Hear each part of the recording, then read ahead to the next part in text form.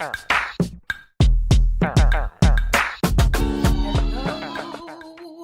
it's your girl B Serene. I'm back with another episode, video, Bantu book review. I'm back on the big comfy crochet couch. It's not really a crochet couch. It's actually just a regular ugly couch with a crochet cover over it. We had some haters last week who did not appreciate the comfy couch. Whatever. You see they ain't here. You see they ain't here. They not invited back. Okay? You don't hate on the couch and get to sit on my couch. Stay home. Stay gone. So this week, I'm back and I'm getting like a reflection. So I'm going to take these glasses off because I can see right now. But this week I read We Are Never Meeting in Real Life by Samantha Irby. And I'm glad I picked this book. I don't even know how or why or how. Anyway, however the book was recommended to me, I appreciate the recommendation, although I can't remember where it came from, because I'm glad that I read a book that made me laugh out loud at a time when in my real life I was really stressed, okay? I was dealing with some bullshit at home, y'all. I went to New York, I went to North Carolina, I came back to Chicago, and now I'm home, but I just feel like I've been put through the ringer. And I made it through the fire. And I'm grateful. I'm appreciative to be here right now. I almost didn't make it.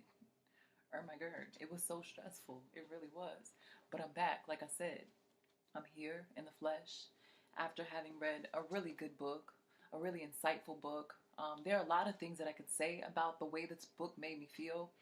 So in terms of emotional intelligence, the emotionally intelligent word of the day, I felt cringy and uncomfortable and awkward, but tickled. Like I said, this book was really, really, really, really, really funny. Super funny. And I think the comedy aspect of the book took the edge off the more serious tone in general that the book has. The subject matter is quite heavy, but her tone, Samantha Irby's tone, and the way that she talks through her issues, her trauma, her lived experiences, it makes it more relatable, and less sad. One of my favorite chapters in here is the Miracle Porker. And I was you ever talk to a person who doesn't appreciate books as much as you, and it's like, oh, you're really ruining this for me. I was trying to read my favorite chapter to one of my favorite people, and he didn't care. Like, he wasn't laughing. I don't know, maybe I wasn't funny, like maybe I didn't get it right, or I was ignoring punctuation and like having to, you know how like you try to tell a knock joke and then you can't remember like exactly how it went, and I don't know what I was doing wrong, but he was not laughing, and I did not appreciate it. So, as readers and writers, I'm sure that you will appreciate it more than this asshole did. But The Miracle Porker is a really hilarious chapter or essay in this book where Samantha's talking about her tumultuous relationship with her cat. This is Helen Keller, probably. This is the way that I imagine she looks. But she, like, hates her cat, and her cat hates her more.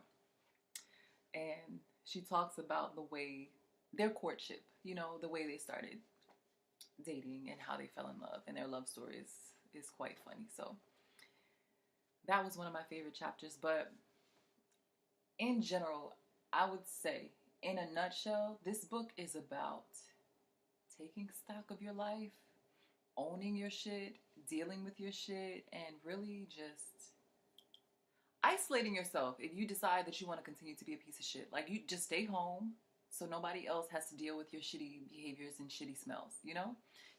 That's really it. That's the lesson. That's the black ass bottom line. So yeah, it's really good. I really appreciated it. I really did. I keep saying the same things, but I recommend this book highly. It's so good, and I liked it a lot. I really did. Samantha Irby is dealing with the kind of trauma in terms of subject matter that you don't just get past. You know, there are some problems that you have to work through each and every day. You get up in the morning and they're looking at you and staring you directly in the face. And that's the kind of life that she's living, where she's seen so much as a child, as a young person, and she's still working through that shit as an adult. You know what I mean? And still dealing with it each and every day. And it doesn't get easier. She gets better though. I can tell that she's gotten a lot better at dealing with her shit, and it's just great.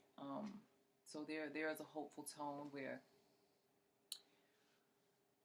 after doing what she can and taking stock of some of the more unhealthy and healthy coping mechanisms, she gets a little better at taking care of herself. And when she does that, it makes it a little easier for her to allow other people to take care of her and love her and appreciate her in the way that she deserves. So, shout out to you, Samantha. Shout out to you. I'm going to move to the shout outs now. Shout out to her, shout out to Samantha, and anybody else who does the work on themselves and who does the work that the world needs. Shout out to mental health and wellness, y'all. Shout out to my personal sister circle, always there for me in lieu of expensive ass therapy that I cannot afford. And also, I was reading about an initiative or an organization really that Chance the Rapper has founded called, I don't want to mess this up. It's called Social Works. It's a nonprofit, and they have this really great initiative called it's called My State of Mind, and they're redefining the meaning of mental wellness while building a guidebook of service providers to help all Cook County residents with their mental wellness journey. So the guidebook is actually a living document where they're continually adding resources and agencies that can help. And the goal is to unify the broader mental health community to increase access and visibility of service.